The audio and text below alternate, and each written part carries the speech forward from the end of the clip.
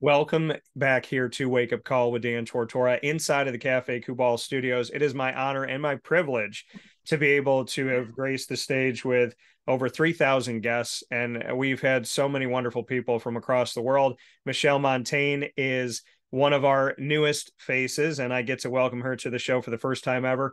Sports reporter and anchor for ABC 8 in Tulsa, as well as the MLS Next Pro reporter as well. We have talked off the air, and now we get to talk on the air for the first time. So I'm very happy, Michelle, to welcome you to the show for the first time. How are you? It's my honor and privilege, Dan. I'm good. I'm good. I'm super excited to be on the show. I think that you do such a great job, so I'm super pumped. Well, thank you for that. And we cross paths with the American Athletic Conference and Yes. getting used to just zooming it up for the last few years. So, I ask a question at Tulsa, you ask a question at Tulsa. So that's how we cross paths was through the American Athletic. What's it been like for you to cover this conference that I don't think gets enough love? And I've been with them since before they had a name and a logo. So Mike Oresco knows how I feel about the American, but what's it been like for you? It has been incredible. Being based in Tulsa, I mean, we cover obviously the other Power Five schools in the state, Oklahoma and Oklahoma State, but Tulsa is the one who's right down the street. So I can be at their press conferences every week. I can be on the sidelines for their games every week. And getting to cover this team specifically, I was I was actually just on campus yesterday. We had Montgomery's press conference early this week since they play Thursday. And afterwards I was talking with their SID and I was just saying, like, I can't believe how lucky I got to be covering this conference and specifically this school, because I can't speak highly enough about Coach Montgomery, about his staff, about the way that the players treat everyone in media with such respect. And that extends honestly beyond just the football program. They have a new head coach in basketball, Eric Conkle, coming in. Obviously their longtime women's basketball coach is just as incredible. So covering the Athletic has been a real treat. Obviously this season we've seen some shakeups, just in terms of obviously the top spot, but covering Tulsa, you get to obviously cover all of the teams they compete against. And so, like you said, I've gotten to meet other people in the media covering this conference, but I agree with you when you're talking about kind of the volume of coverage. It's honestly not anywhere near where it probably should be, given the excitement of this conference and especially the trajectory it's been on in these recent years. Yeah, and that's the thing. I mean, and I don't know if you have heard this, but so Mike Oresco, the commissioner of the conference, and I have talked for pretty much a decade now. Yeah. And I the day that I met him, we were in Newport, Rhode Island, Goat Yeah. Island, which I greatly miss our clam bakes and our free lobster. I And then just heard about those yesterday. I heard that when so they were you headquartered never got there. to experience it, right? No. So yeah, Newport, Rhode Island. I mean, there's a mansion tour. You drive like right on the water, like you could go into the ocean. It's crazy, and it's always hot when we go down. It's always like in the 90s. Great golf experience too, and Yeah. yeah, everything was great down there. But now we haven't been able to do that for a minute because of COVID, and then they moved to Irving, Texas. But when I met Mike, we were talking about a few things, and I always like to network and build relationships. And I'll never forget, I put my arm around Mike and he said, "Thanks for being here." And I said, "Well, from one redheaded stepchild to the other, because I was just starting my company, Dan Mhm. Tortora Broadcast Media, and they were just starting the American. And so we literally get to I just had my 10-year anniversary. They're going to have their 10-year anniversary. And I'll never forget that moment to what it is today. And you spoke about, the fact that it doesn't get the coverage it deserves. We have seen the Cincinnati's and we've seen the UCF's, and this Mhm. year Tulane is making a run. Tulsa has had, Philip Montgomery has done a lot of great things there. Looking at the American Athletic, you cover the Power Five and those teams outside of it, and so do I. So, Mhm. how do you view the balance of power with a conference that always talks about Power Six? I think when you look at kind of the reason for coverage, right? Like Tulsa is the smallest school in FBS in terms of enrollment. So what does that mean? That means it generates a smaller alumni base. It typically will generate a smaller fan base, right? Versus I don't know OU's enrollment off the top of my head, but I know it's in like the 30,000 or 40 or multiple tens of thousands range versus, 2 or 3 that Tulsa has. So I think what everything seems to come down to, right, is money. So when you have more eyes and more people that care about, say, in Oklahoma or in Oklahoma State, just because of personal ties or just traditions and growing up in this state and whatnot, it makes sense from a coverage perspective. And then you think about even what I've experienced firsthand is Oklahoma is, it's based in Norman. That's right outside of Oklahoma City. So there's a city around that program versus even Stillwater,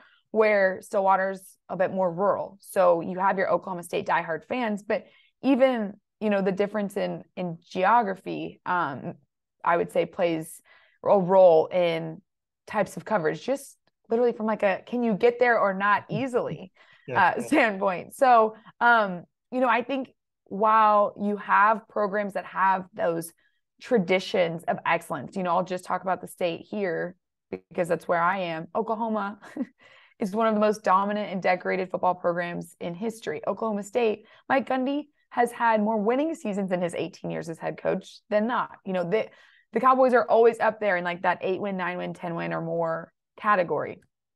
Compare that to Tulsa that just has a smaller footprint. Now, I will say last year they had 2 NFL draft picks. They've had 2 first rounders in the last 2 years. So they're making that mark. Like you said, Montgomery's done an incredible job while he's been here. But I think just when you look at size, when you look at obviously the money stream, that drives kind of what gets more coverage than what doesn't. But I will say from this better than anyone, this is a people business. Sports in general, like sports media or sports management or even coaching, like all of it is relationship based. Yeah. And the access you get and just the relationships you're able to build at some of these programs where there isn't as much coverage are a lot more personal. And that to me has been, I kind of mentioned it in my first answer, has been what's made a huge difference for me.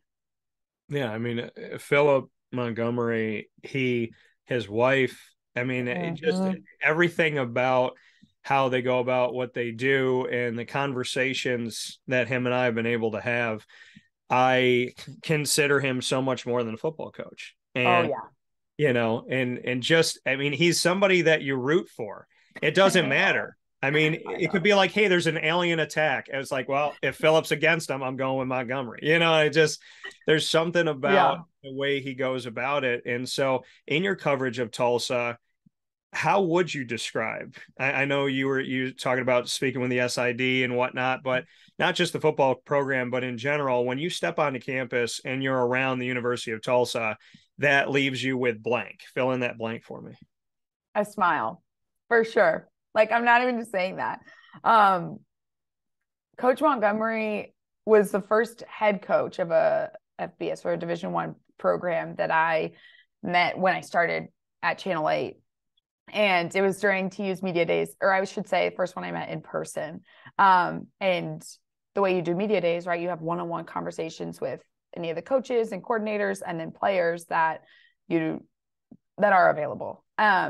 And he was the first coach. He's from Texas. I'm from Texas.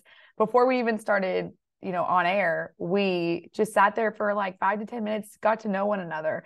And, a lot of the sports directors in this area have been here for a while. And so they all already had these relationships with him that I could see plain as day as soon as I got there. And so for him to sit there and just, get to know me, we obviously bonded over being from Texas. And I knew a bit about him just from his time in Waco. And so, I went to UT and obviously we played Baylor. I know friends that played for Baylor. And so it was just that one encounter. My first encounter with him was so positive. And I mean, you just took all the words out of my mouth describing him. You root for him. Like, I obviously don't know him, personally, but I've interacted with him a number of times, and every time he's just so respectful. He's just such a good guy. So that has been such a positive experience. And then as far as the players go, I don't know if they're all just nice people, truly, but like you listen to Kendarin Ray after a loss, the guy's just so positive. And he's obviously heartbroken over these losses that they've faced this year, but he's still he's still a nice, positive person. Same with, we talked with Tyon Davis yesterday. The guy has $1 million smile. He's, they've been struggling this season I've been here to cover them. And yet they're still, pleasant to be around, right? It's not like any sort of like, I'm better than the media or I'm better than anyone else. It's just overall like a positive, inviting, like welcoming place to be. And so when you say like, it leaves me with what? It leaves me with a smile. Like I look forward to going to TU games. I look forward to getting to, talk with coaches and players always. So I've really enjoyed it. You said that you bonded with Philip Montgomery over both being from Texas. What part of Texas is home? I'm from San Antonio, so South Texas. So I have been to Houston multiple times.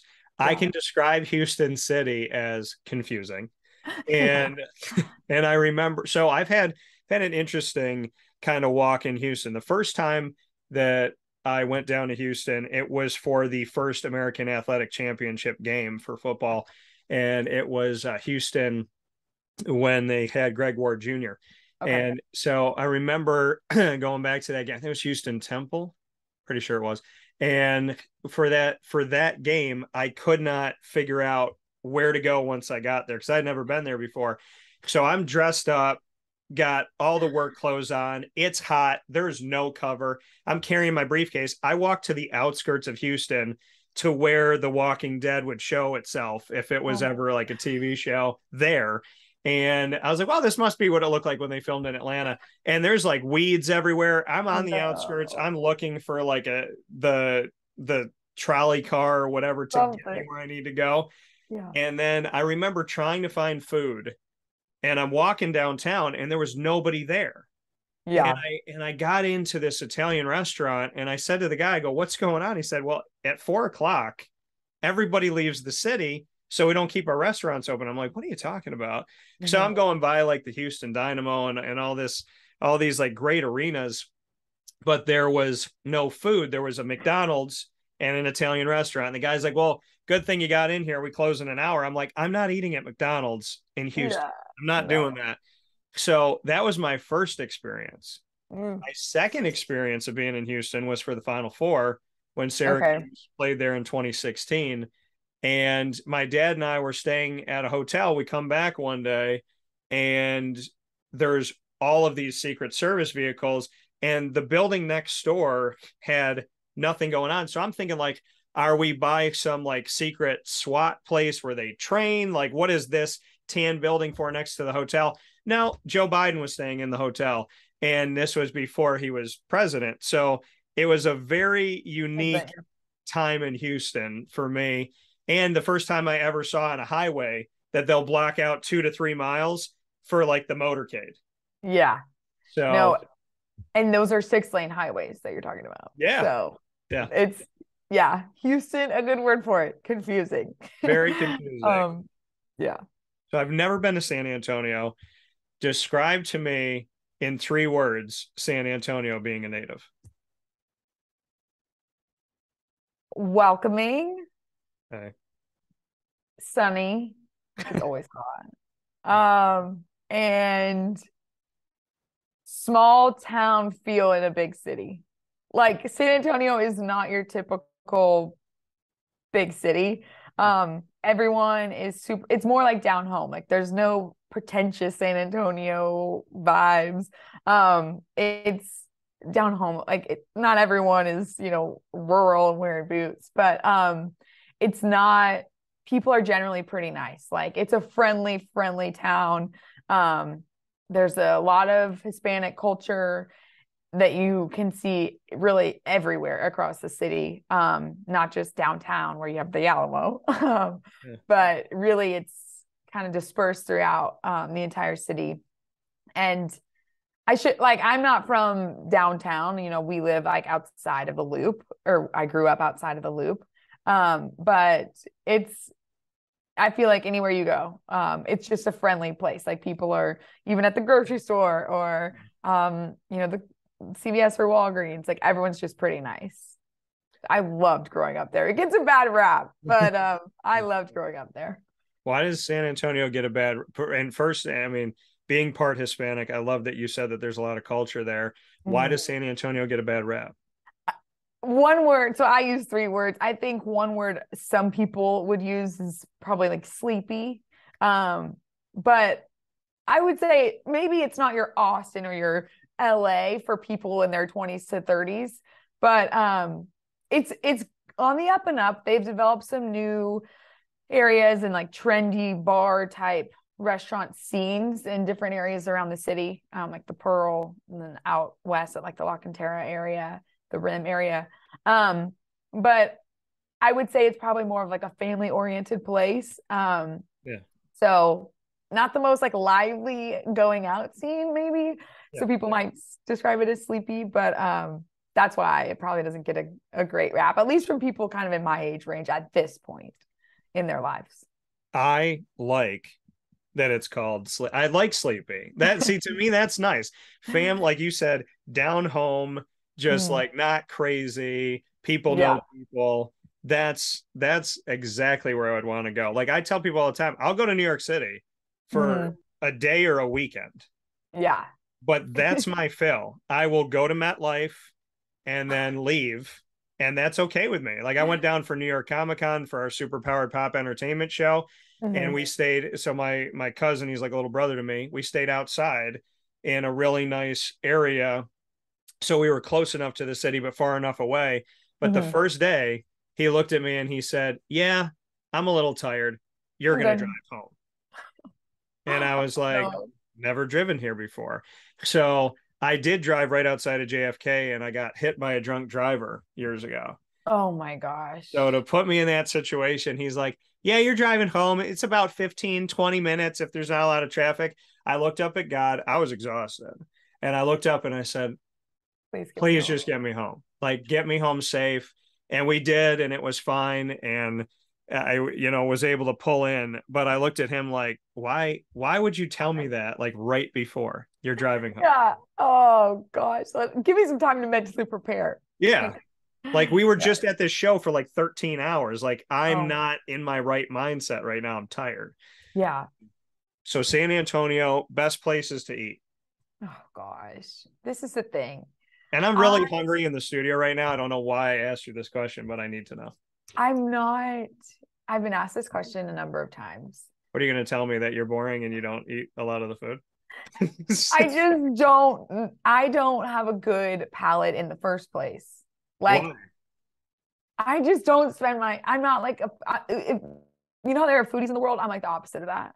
Like I enjoy good food, but I don't seek it out. I don't really care. Like, so you're down in San Antonio eating a peanut butter and jelly sandwich, wondering why people care so much about the food.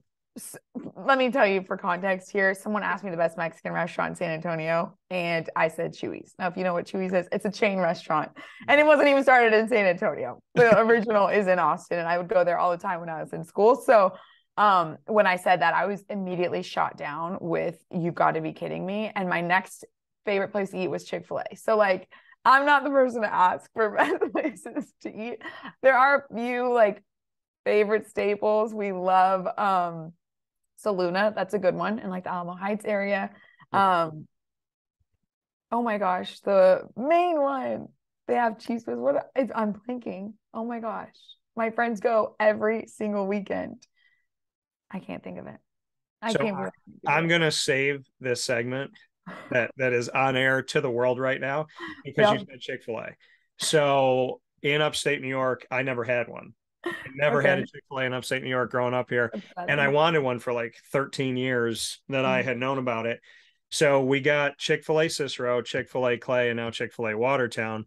all in New York, and we're partnered with all of them. So the fact that you mentioned them, I can shameless plug them all I want. There we go. I need to know your Chick-fil-A go-to meal. The chicken sandwich, number one. Like, that's how basic. But I have like 8 Chick-fil-A sauces on it. But So yeah, you put all the sauces. Okay. Oh, yeah. All the sauces. We'll get some Chick-fil-A sauce. We get ranch, maybe a little bit of the Polynesian. Gotta have the Polynesian. Gotta have the Polynesian. Yeah. The restaurant I was forgetting is El Mirasol. It's you have to go. If you get to San Antonio, you have to go. Okay. Get a chispa. Get a what? A chispa. Chispa? It's like a margarita, but it's just tequila, lime juice, and I think soda. I don't know, but it's better than a margarita. I love that I asked you about food and you gave me a so but, I don't know what that says about me. That's all right. But so Chick-fil-A, do you get the Chick-fil-A shake? Do you ever get shakes there or no? I do sometimes, but not very often. I think their peppermint one during holidays is really good, right? Yeah. Very good. Yeah. Yeah. I never thought I would like it. It's like candy cane meets chocolate, but it's so good. And the autumn spice one that they just came out with is actually good too. I have to try that. I haven't tried it yet. I will go. Being an October baby, anything that's autumn pumpkin related, I give it a shot. So my pumpkin cold brew right here. I am all pumpkin. I have everything pumpkin in this apartment right now, all from Trader Joe's. All from Trader Joe's is actually pretty good at living up to the pumpkin. Yeah. They have pumpkin ravioli, I think I got there before. Pumpkin bisque, like soup. They have pumpkin hummus. Obviously pumpkin bread. They just came out with gingerbread for the fall or for the winter theme. Yeah, they got a lot. We just gave a shameless plug to Trader Joe's. They don't work with me. So if we say it one more time, so go ahead. We love Trader Joe's. There you go. So that's 3. Now you owe me something, Trader Joe's. So, but yeah, they have a lot of great stuff there. And I appreciate the fact that 100% of the screen right now, to all of you watching and listening, can appreciate the pumpkin in this world, because people, why they either love it or they violently hate it. And I don't know why there's such a difference. But in Oklahoma, is there a love for the pumpkin spice world? Do we get that in Oklahoma? I don't really know. I don't really get the feeling that we do. Okay. You do. I absolutely do. I'll keep us running. But for some reason, I don't really get the sense that it's like a big deal here. For instance, like when I'm at Trader Joe's, all of the pumpkin offers, all the pumpkin items fully stocked. But I don't know. I need to get a better pulse on that, to be honest. Not sure. You will work on that for the next on that. Yes. Wake-up call. So while you're working on the pumpkin situation and arrangement at Trader Joe's, Oklahoma and Oklahoma State, long-time rivalry in the Big 12. And then Oklahoma and Texas decide. So your alma mater and one of the schools you cover say, hey, guess what? We're going to the SEC. See you later. What has been the pulse of that and the remnants of that this all happened during COVID times? How is this Oklahoma and Oklahoma State? They don't like each other, but is it even more so of a hatred of like, hey, we're the identifiers of this conference and you just decided to walk out? What's that been like from within it? So the second part of that, the Oklahoma State versus Oklahoma portion, already not liking each other and now you're leaving. I would say it's intensified the dislike, if you will, because I think Oklahoma and Texas are kind of the mainstays in the conference. So with them gone, who's the face of the Big 12, right? Well, Oklahoma State in the last, almost 2 decades has been kind of that, I'm not even going to say third best team, because to be honest, in the last decade, Oklahoma State's had better records than Texas, generally speaking. But I would say Oklahoma State's kind of the next one up, right? And just in terms of visibility and attachment from like the national level to, okay, who do we identify the Big 12 with, right? So the fact that Oklahoma and Texas are leaving, I mean, Mike Gundy had some choice words during even Big 12 media days right after that had been released, and then we actually were able to hear from the coaches. He said something along the lines of like, they're leaving, why are we still talking about them? Yeah. So I think from that standpoint, yeah, the almost disdain or whatever it is has intensified, because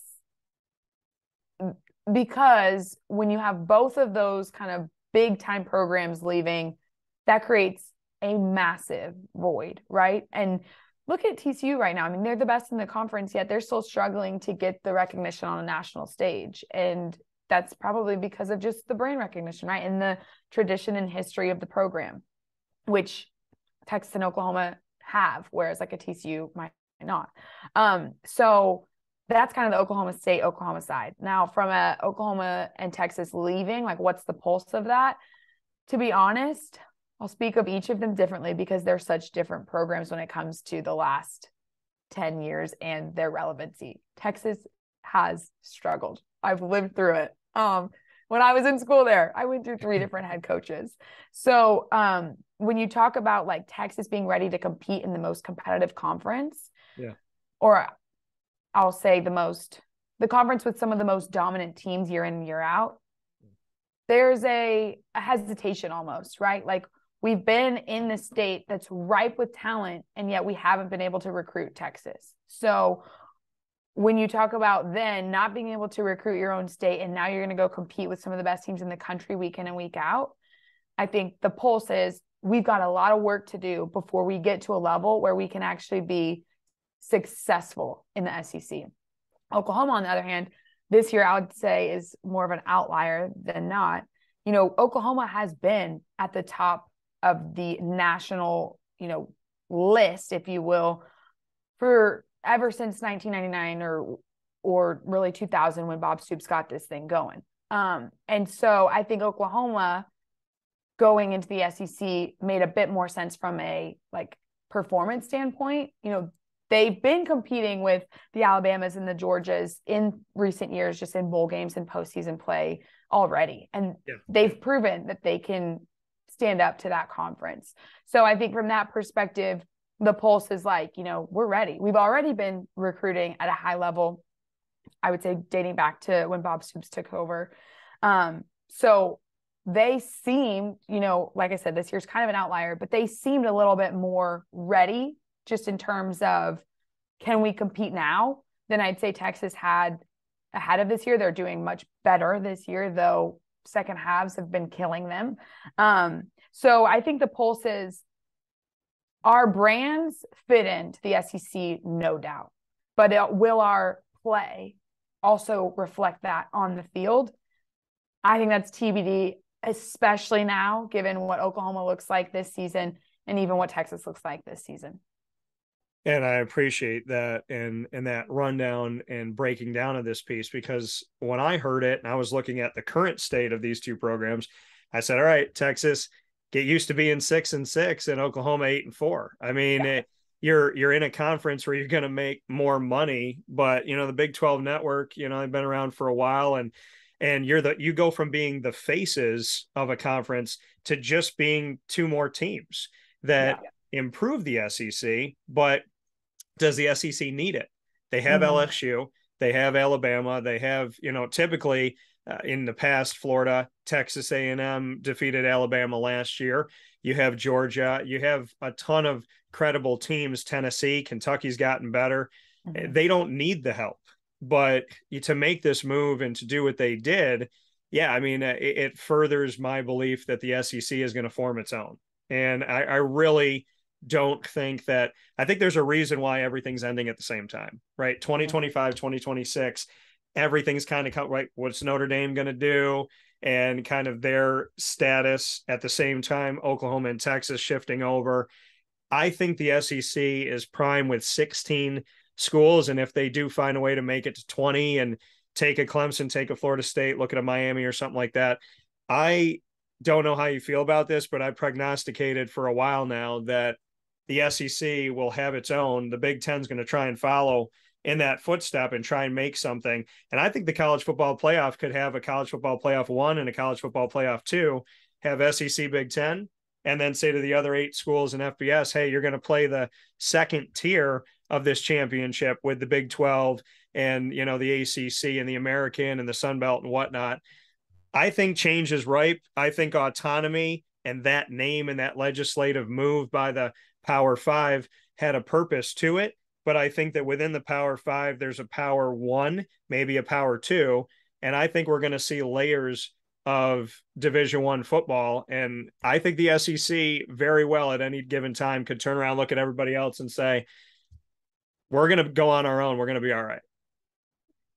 Yeah, I think that that's a real possibility. I guess I get to the point where it kind of is this way already, because in the SEC you have schools like Vanderbilt, and I mean Mississippi State is okay sometimes, but it's not necessarily always like up there.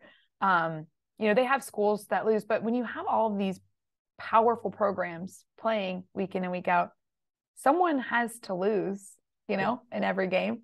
Yeah. So if you get so many teams together that are at that high level, if Alabama is playing a good Georgia, a good Tennessee, a good Oklahoma, we'll throw Texas in there, but just because of the brand of it, I would say is a little stronger than, say, like an Ole Miss or Mississippi State. But if they're playing good high-level teams each week, they're not going to go 4-0 against those teams, right? Even if they are Alabama. And so I should say likely, they get some wins in there, like when they play Arkansas and Mississippi State. So I don't know if, and I think the reason the Big Ten has the success it has is because you have Ohio State and Michigan playing teams like Rutgers and Maryland and Purdue. And, and I was good sometimes, but like the parity in that conference isn't there either. So I don't know. I'm really interested to see. I think you're right. Like what it really comes down to is the brand and the following and the play on the field from, I would say, really the top 25 teams in the country, right, which make the AP list every week and get all the recognition. And there are obviously the few that, or the handful, I should say, that get in there, right? Like Tulane's in there now, TCU's in there now. But you have the mainstays across college football, whatever conference they're in. You have the UCLAs and the USCs out west. And at some point or another, they being the college football commissioners and people who dictate the money, will at some point figure out a way to have the big name programs playing big name programs and making lots of money, while the group of five and the Power Five schools that, aren't necessarily football powerhouses still play and still, get TV deals, but just don't have nearly as much, recognition. Like if Ohio State isn't playing Maryland or Rutgers isn't getting the recognition they would be if they weren't playing Ohio State. Yeah.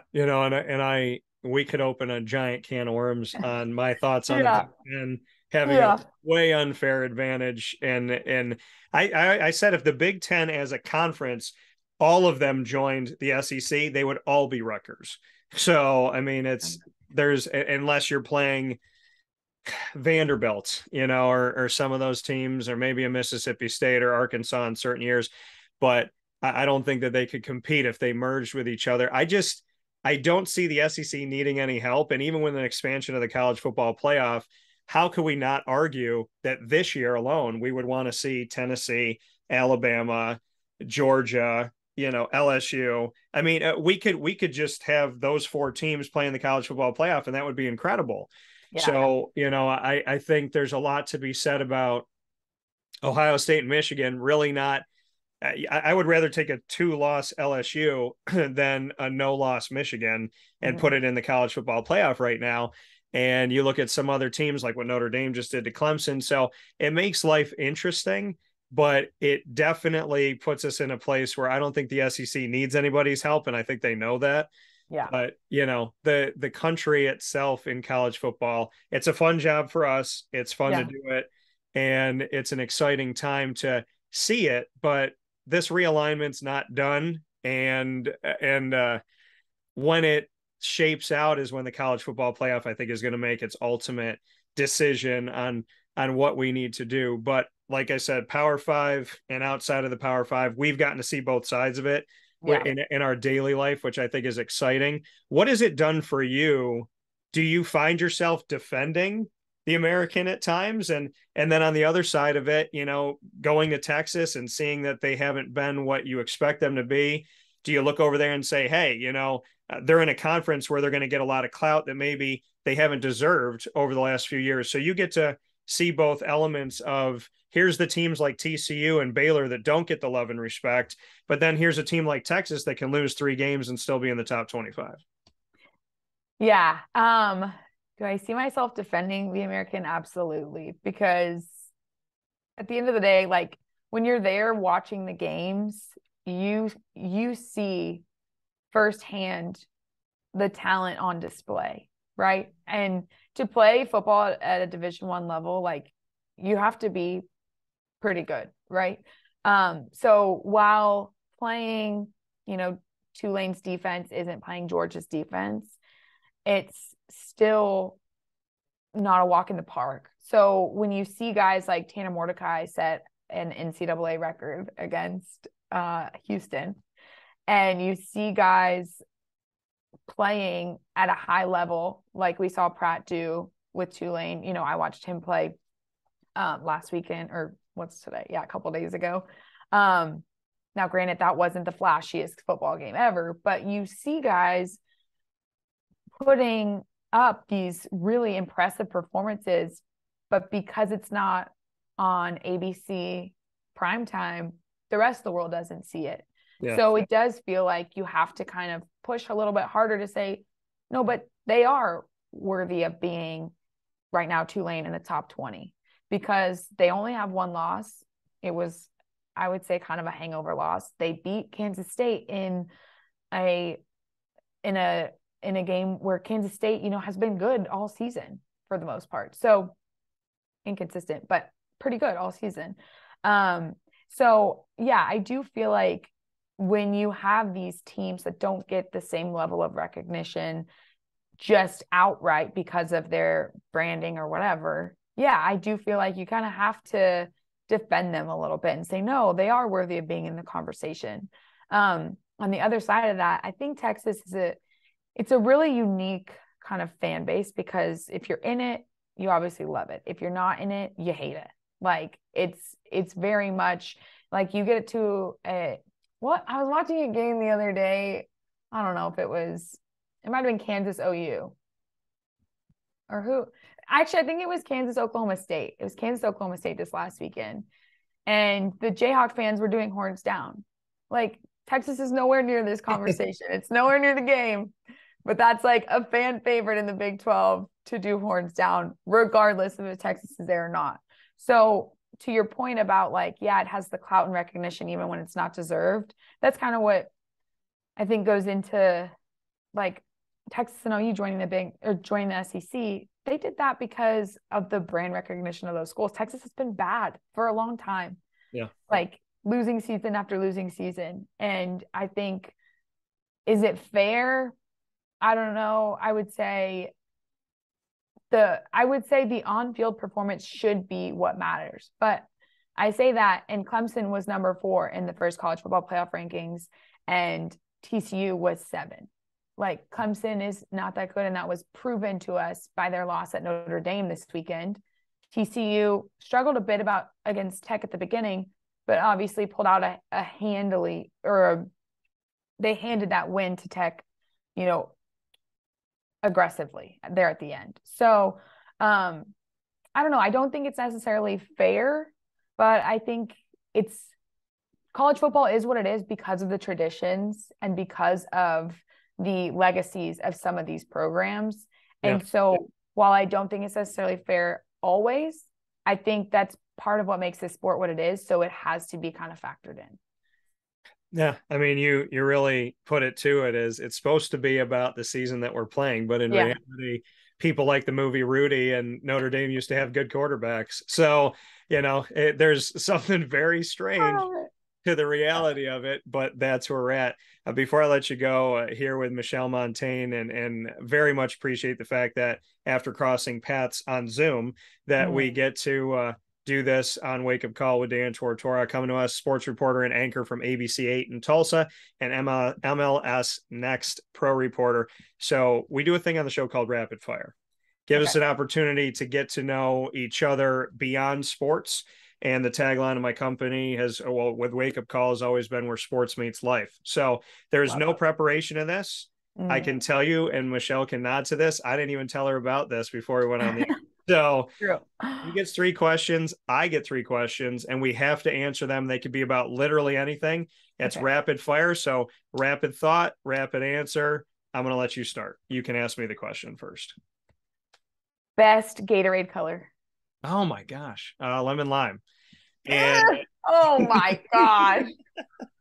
So I'm gonna say lemon lime because when I had a cold years and years ago, I had never had Gatorade, and my mom came home, and I don't even know how old I was, probably like a teenager or something, and she was like, they told me that you should drink this for electrolytes. So I'm gonna say lemon lime, but I would also say, see, this is the tricky one. And I said lemon lime because of this. There's multiple blue Gatorades, but one of them is disgusting. And I can never figure out, is it glacier ice or freeze or what it is? And there's one that's really good. And then there's one that's nasty. Okay. Glacier ice is horrible. That's the light blue. Okay. And the cool blue or whatever it is, the darker blue is the best Gatorade on the planet. So I started with an answer you didn't like, but I ended with exactly what you were thinking. Yeah, but you said lemon lime, so I'm already cutting you off. Like, you struck out on strike one. I guess, if I asked about food, you would just give me another good drink. So my first question to you, if you could be in any fictitious movie or TV world, what TV or movie would you like to live in and why? I think Cheaper by the Dozen. Okay, I like that answer. Yeah. I love the idea of a huge family. Like, how fun would that be? They were swinging from chandeliers. I would be Cheaper by the Dozen. And so, would you want to be an older sibling or a younger sibling in that family? Younger, for sure. The younger kids get away with everything. Like, Nora couldn't even bring her boyfriend over without him being meat ransacked. I'd definitely be a younger kid. He was a horrible boyfriend. But the younger, I do like that Steve Martin, and he would come on. He knew exactly which kid did it. And Steve Martin, oh, what a legend. He's the best. And I can honestly say, see, this is where it's not fair because my first answer you hated, but your first answer, I sometimes to cool down. And like when I'm going to sleep and it's like midnight, I have to wind down with something funny. And I have watched Cheaper by the Dozen numerous times to kind of just like shut my brain off and watch something. And I watched it like 1 week. I think it was like almost every day. I just put it on in the background. I love it. It's an original. All right. What's your second one for me? Let's see if I can not strike out on this one. This one's easy. Twitter or Instagram? And why? I liken Twitter. Please don't get mad at me, you tweeting people out there. I liken Twitter to when you get a handle, they hand you, they put a blop of like a just clump of mashed potatoes in your hand.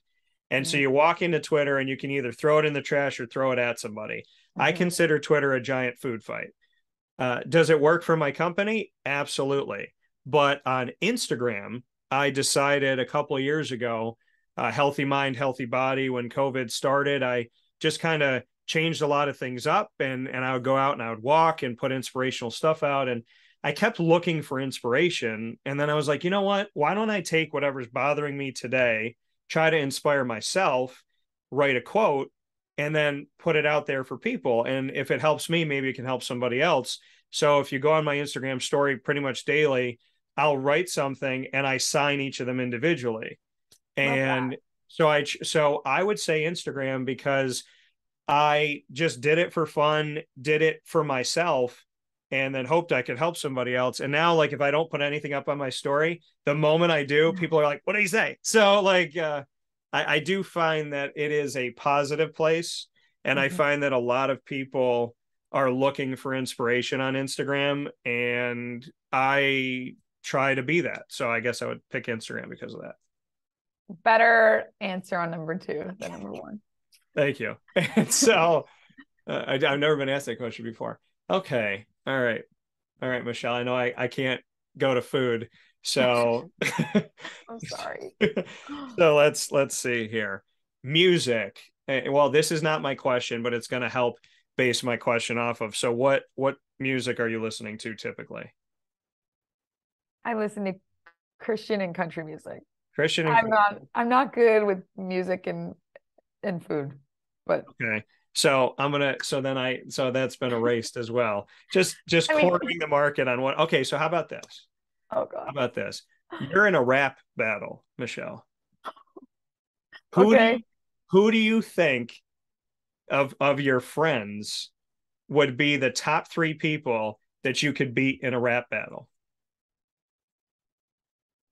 The thought of me rapping is nightmarish. That's why I want to have this conversation. But of my friends, just like people I know, Yeah, people you know. Unless there's a rapper you want to go up against, but yeah, Nicki Minaj. No. I would literally pass out. My brother, okay. because we would just laugh. Um, actually, my best friend. So my best friend is, or one of my best friends is an Oklahoma Sooner. So, we have a love hate. I'm kidding. We just love each other. But, she actually made OU buttons with my face on them. Like OU buttons is a big thing, and she made them with my face, like dreaming of Boomer. Wow. She is actually very linguistically talented, Okay. so she would completely beat me, but it would be funny. So I'd say her and my friends who I could beat. Honestly, like most of my guy friends from high school, just throw one in there. They Okay. can't rap. They don't know. They're too cool for that. I'd say those three. Okay. Brother, best friend, insert guy from high school Okay. So that I'm still good friends with. yeah, every guy from your high school with an inability to rap. I like it.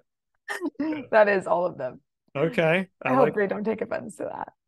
no, why would anybody take offense to the fact that you said insert anyone from your high school and they cannot rap? So Oh, that's yeah. yeah. I could Well, have you done know that. what? Then I would love to rap battle any of them coming from New York. I think I got a few bars here that I can hand down to Texas. We'll see. For sure. For sure. Um, all right, last one for you. 3 words to describe you. 3 words to describe me. Not Mhm. good at picking Gatorade. So I would say I would agree. 3 words to describe me. I would say faithful Mhm. because my faith in God is first, Mhm. more than anything, and that'll never change. So I would say faithful as my connection to God, but also with people. I think people can have faith in me and know that I'm going to come through because I take that very on my chest at all times. I would say comedic. I do love making people laugh daily. So that's fun for me. So I would say faithful, comedic, and I would say, okay, I'm gonna hit you with one that I think is used incorrectly in society. People say that they're hopeless romantics. Mm. I would say I'm a hopeful romantic in that this world is insane. And if you asked me a question about dating apps, you would have got a fantastic answer. But Ah, but as a single man in society, I have the hope that chivalry is not dead. I call it the Captain America complex, but I would like to hope that some people still like a gentleman. So mhm. I would say that. I would say I'm a gentleman. All 3 good answers. Each of your rapid fire answers got better. Okay. So Yours good have job. gotten progressively worse. No, I'm kidding. No, they have. No, That's okay. fair. No, it didn't get worse at all. Just for the guys in your high school, I'm fine. So my last one for you, you gave me such a good one. Okay. Okay. How about this? Mm-hmm. I'm gonna throw it at you so she didn't throw it at me. We make a dating app profile for Michelle Montaine. Oh, God. What do Yeah. we say in the dating profile? What is your bio? Um, I've never asked this question, but it provoked it. So I've never answered it. What would it say? yeah. Like sports, believe it or not.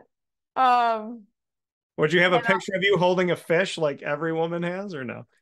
Oh, every woman. No. Yeah. I have gone fishing before, but I don't like to hold it. Um, outgoing. Okay. Nice. I generally try to be a nice person. I'm not funny personally, but I need someone who's funny. And yeah, I don't know. That's pretty much the bio. I live in Oklahoma right now. So I'm gonna Did I check the box? I want to summarize your bio. Oh God. Okay. Michelle Montaine loves sports and will fish, comma, hates to hold the fish. Accurate. Lives in Oklahoma. Not a lot of fish here. Not necessarily funny, but needs to be with a funny person. And also, is currently living in Oklahoma. That's literally perfect. And tries to be a nice person. Tries to be a nice person. That is Michelle Montaine. Yeah, Michelle Montaine. There you go. So with that being said, Michelle Montaine, our special guest here today on Wake Up Call, sports reporter and anchor for ABC 8 in Tulsa, as well as MLS Next pro reporter. Michelle, it has been my honor and my privilege to have you today. Thank you for your time. Thank you. So much fun. I look forward to the next one. I'll have better rapid fire questions. Fair enough.